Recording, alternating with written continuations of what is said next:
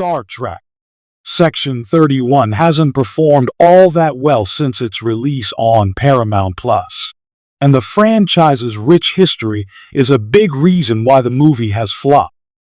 Although the Star Trek Section 31 cast has the huge advantage of being led by Michelle Yeoh as Emperor Philippa Georgiou, the project as a whole ultimately fails to create much excitement among established Trekkies.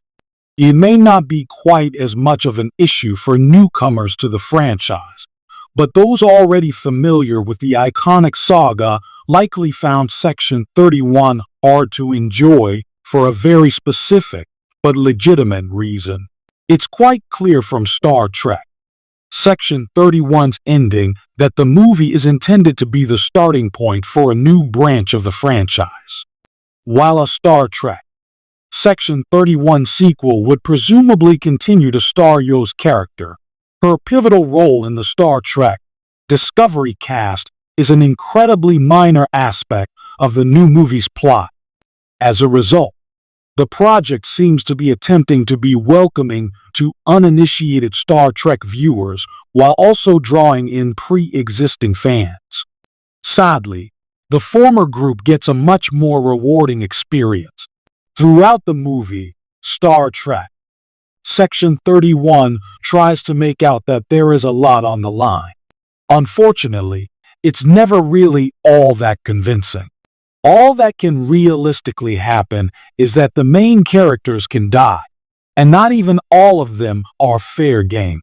Although most of the Section 31 team could meet their end, Emperor Georgiou, serving as the story's main character, was always incredibly unlikely to die, especially if a sequel were to remain on the table. She's the biggest name in the main cast by far, and therefore one of the biggest pulls.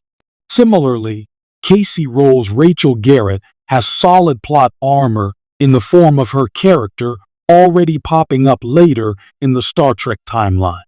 Originally played by Trisha O'Neill in a single episode of Star Trek The Next Generation, Rachel Garrett is confirmed to captain the Enterprise C later in her Starfleet career, so it wouldn't have made sense for her to die in Section 31. As for the other members of her team, other than Georgiou, they're either too new for viewers to care all that much about, or they turn out to be villains in disguise.